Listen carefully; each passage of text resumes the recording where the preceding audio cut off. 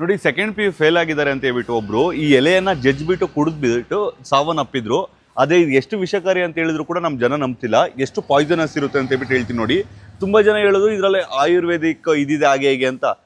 ಎಲ್ಲದಕ್ಕೂ positive negative ಇರುತ್ತೆ. ಆದರೆ ಇದರಲ್ಲಿ ಪಾಸಿಟಿವ್ಸ್ 5% ಇದ್ರೆ ನೆಗೆಟಿವ್ 95% ಇದೆ. ಇದರ ಎಲೆ ಇದು ಕೂಡ ಪಾಯ್ಸನಸ್ ಆಯ್ತಾ.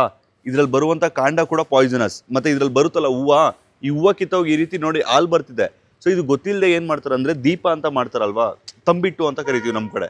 ಸೊ ಅದ್ರ ಮೇಲೆ ಈ ರೀತಿ ಏನಾದರೂ ಇಟ್ಟಾಗ ಈ ಮೋಸ್ಟ್ ಡೇಂಜರಸ್ ಪಾಯ್ಸನಸ್ ಈ ಹಾಲು ಬಂದ್ಬಿಟ್ಟು ನಿಮ್ಮ ತಂಬಿಟ್ಟಲ್ಲಿ ಸೇರ್ಕೊಂಡಿರುತ್ತೆ. ಸೊ ಅದನ್ನು ಗೊತ್ತಿಲ್ಲದೆ ತಿಂದಾಗ ವಾಮಿಟಿಂಗ್ ಆಗುವಂಥದ್ದು, ತಲೆ ಸುತ್ತ ಬರುವಂಥದ್ದು.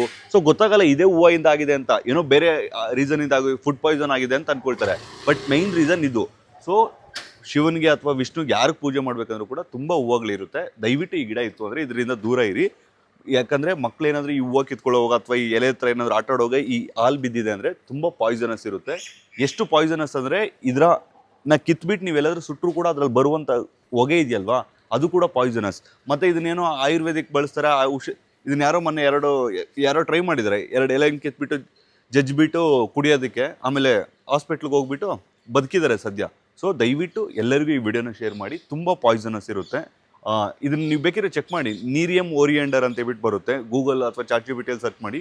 ಮೋಸ್ಟ್ ಪಾಯ್ಸನಸ್ ಪ್ಲಾಂಟಲ್ಲಿ ಒಂದು ಟಾಪ್ 10 ಇದು ಕೂಡ ಬರುತ್ತೆ. ಸೊ ಆದಷ್ಟು ಈ ಗಿಡದಿಂದ ದೂರ ಇರಿ. ಮತ್ತು ನೀವು ಪೂಜೆ ಮಾಡೋಂಗಿದ್ರೆ ಬೇರೆ ಹೂವುಗಳಿಂದ ಕೂಡ ಪೂಜೆ ಮಾಡ್ಬೋದು.